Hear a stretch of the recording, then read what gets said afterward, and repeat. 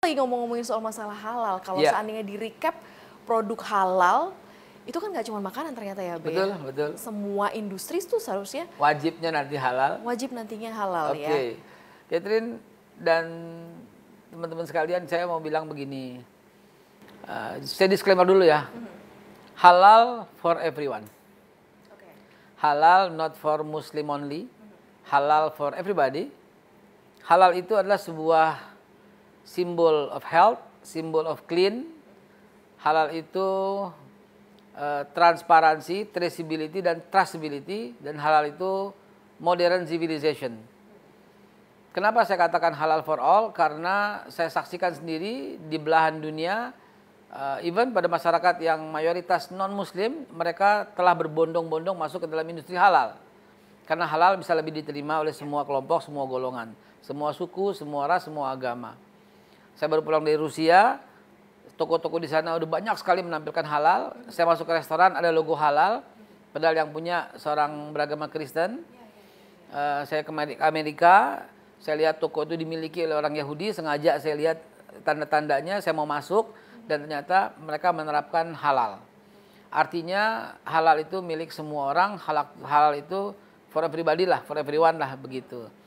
Mengenai pertanyaan Mbak Catherine tadi, bagaimana dan sudah kontribusi seperti apa, saya harus mulai dengan data.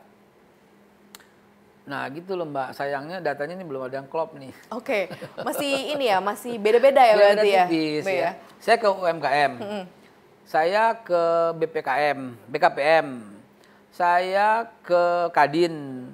Saya lihat dan ternyata around 60 juta pegiat usaha Indonesia. Oke, Kita nggak UMKM sebut, ya, saya nggak UMKM. sebut pelaku usaha ya, karena kalau pelaku biasanya kejahatan, pelaku curanmor. Iya benar. Pegiat usaha. Pegiat usaha. Bener, Be. Nah, mereka ada yang mengatakan 56 juta, ada yang 62 juta, 64, ada yang sekitar rata 60 ya. Dari 60 juta pegiat usaha di Indonesia yang saat ini mulai 2024 kemarin wajib bersertifikat halal sesuai Undang-Undang 33 2014 itu baru kuliner. Oh, oke. Kosmetik, obat, Fashion. vitamin, fashion, nanti di 2026. Oh, oke. Nah, setelah itu obat dengan risiko tinggi 2000 dan seterusnya, 2028, 2036 dan seterusnya. Yang kita bicarakan sekarang kuliner.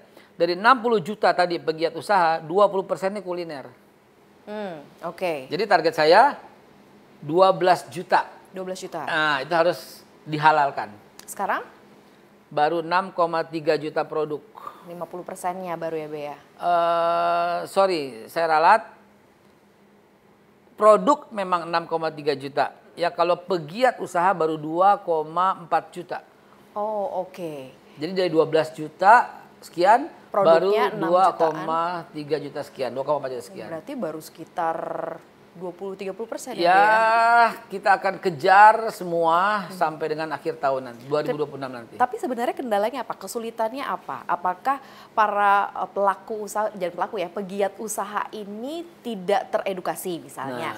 Atau kesulitan kekurangan informasi? Enaknya ngobrol sama orang cerdas tuh begini tuh. Kita terbimbing.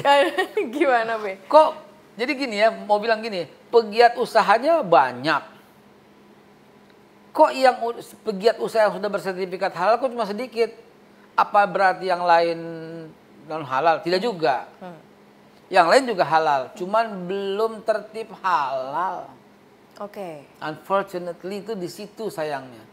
Nah, terima kasih kepada CNBC yang sering mengangkat halal sebagai topik sekaligus bagian daripada edukasi dan sosialisasi. Di sini juga saya menghimbau kepada para pegiat usaha khususnya kuliner, ayo dong. Dengan logo halal ini, Anda, ya sahabat-sahabatku, itu sudah punya nilai tambah. Ceritanya gini Mbak Catherine, saat ini produk-produk Cina banjir. Baik banget. Waduh, tuh di gerai-gerai minimarket itu produk Korea luar biasa. E-commerce juga banyak. E-commerce juga dahsyat. Dan rata-rata mereka bersertifikat halal. Oke. Mereka lebih tertib halal. Psikologisnya, anak-anak kita, dia akan pilih yang mana? Dia udah tinggalkan tuh mie kita, diganti sama topoki, apa dorayaki atau apa ya.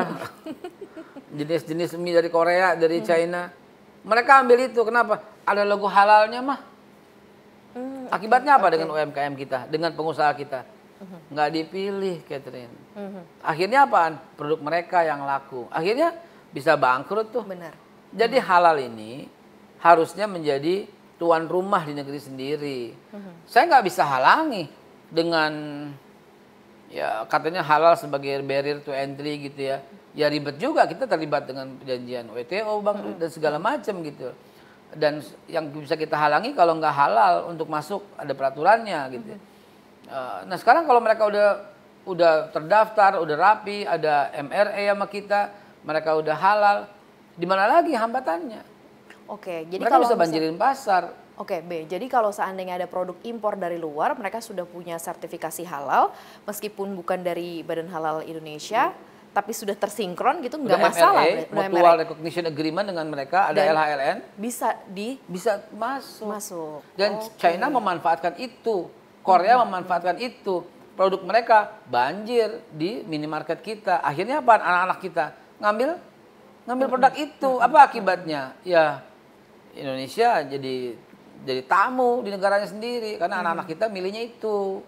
Terus supaya tertib halal gimana, Be? Apa yang dilakukan dari Badan Halal? Ada 4 strategi yang kami sedang lakukan dan kami sudah siapkan sejak awal berdiri. Pertama, perbaikan regulasi, Catherine. Regulasi masih banyak banget perlu kita perbaiki. Ya, tentang pelayanan halal satu atap. Tidak boleh lagi ada yang menerima pendaftaran. Nggak boleh. Nggak boleh lagi ada yang membuat sistem selain sistem yang sedang kita terapkan, nggak boleh. Ini pelanggaran terhadap undang-undang. Yang jadi penertiban regulasi. Yang kedua, kita lakukan kolaborasi. Kami bekerja sama dengan 9 kementerian, 3 badan, dan 1 kepolisian. Jadi 931. 9 kementerian, 3 badan, dan 1 ya, lembaga kepolisian. Itu kita kerjasama yang kuat sekali untuk menertibkan halal. Jadi pertama regulasi, kedua kolaborasi, yang ketiga sosialisasi. Seperti apa yang sedang kita lakukan, bagian daripada sosialisasi. Juga sosialisasi di daerah, ya, dengan satgas halal kita. Kita punya ada 130-an teman-teman di daerah sebagai satgas, dan kita punya hampir 140.000 P3H, pendamping produk halal. Jadi yang pertama tadi regulasi, kolaborasi, sosialisasi, dan yang terakhir sedang kita terapkan ini adalah digitalisasi. Tentu dengan kedatangan Mbak Catherine dan CNBC, saya ucapkan terima kasih karena sekaligus kami sampaikan kepada pemirsa bahwa mungkin para pegiat usaha merasa sedikit lambat, mungkin P3H, para LPH juga merasa kok lambat nih Badan Halal ini, BPJPH nih. Kami akui keterlambatan itu 1 bulan ini karena sedang peralihan sistem. Karena akan lebih gampang, karena udah masuk digitalisasi di situ ya, Be. Nantinya setelah kita sedang beresin ini, setelah masuk ke dalam konsep digitalisasi yang AI base kita, maka 10.000 sertifikat halal bisa dilayani per hari. Jadi nggak perlu lagi cross check ke tempatnya, produknya, jenisnya. Cross-check tetap, tapi lebih cepat. Lebih cepat ditangani oleh para pendamping. Catherine suka mesen ojek nggak? Sering. Atau mesen mobil, GrabCar gitu kan? Sering. Pertama kan Catherine buka aplikasi. Buka aplikasi. Lalu kemudian tidak lama Catherine lihat para Gojek yang di sekitarnya itu akan menghampiri, ngambil duluan. Saya ambil. Akhirnya titik komunikasi. Titiknya di mana, Mbak? Sesuai titik dan seterusnya. Kita itu yang sedang kita buat. Kita mau buka usaha somai. Ayam atau somai. Ya. Buka usaha somai. Wih, gue belum halal nih. Gimana caranya supaya menggayat pelanggan sebanyak mungkin? Masuklah, bikin. Mau halal gitu. Ada aplikasinya, seperti Catherine install ke aplikasi Gojek. Kita klik aplikasi halal. Masuk ke aplikasi halal. Begitu masuk ke aplikasi halal, nama usaha, alamat, nomor NIB dan sebagainya semua udah keluar dan nggak pakai diketik. Karena langsung ketahuan titiknya di situ ya. Cukup foto KTP-nya, nama, alamat semua ada, cukup foto produknya, semua masuk nama produknya dan gambarnya semua masuk ke dalam AI yang sedang kita buat. Titiknya pun nggak usah, sudah ada langsung. Nah, para pendamping kita, which is seperti tukang ojeknya, para pendamping kita itu yang banyak itu akan bermunculan kling kling kling kling di handphone masing-masing. Ah, gua ambil ting. Lalu Catherine komunikasi dengan dia. Permisi Mbak, kami dari Badan Halal. Iya, kami bisa datang hari apa, jam berapa? Hari ini. Oke Mbak, meluncur. Datang dia ntar. Terus keluar sertifikasinya. Iya, Mbak gimana somainya? Oh ini somainya, bumbunya. Bumbunya dari mana? Bumbu kacang. Dari mana sausnya? Oh dari, kebetulan udah bersertifikat halal ya. Dari merek A gitu ya. Oh itu udah halal itu, Iya. udah mitra kita. Oke. Kecapnya dari mana? Udah juga nih kecapnya ya, kecap B gitu ya. Oh udah juga semua. Wah, terus bumbunya apa? Ada daging nggak? Nggak ada. Kita ambil ikan udah pasti halal ya. Wah, berarti ini semua udah oke nih. Iya, upload ke kita sebagai proof. 1 kali 24 jam keluar sertifikat halal. Gampang dan secepat itu ya. Tapi kan itu memang butuh ada kesadaran para pelaku atau para pegiat usaha kan, Be.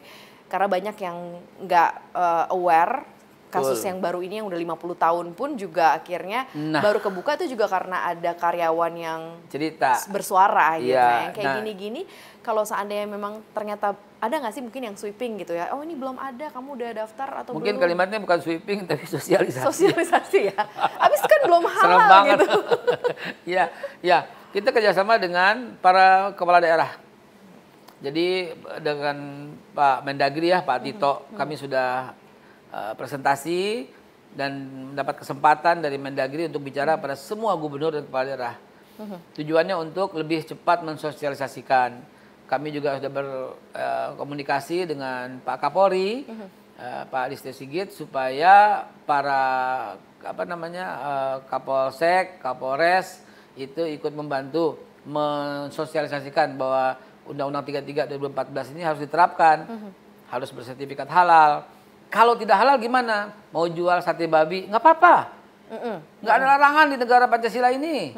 Mau jual babi panggang? Boleh. Nggak ada hambatan. Asal ditulis. Oh, oke. Kalau jual sate babi jangan bilang sate sapi.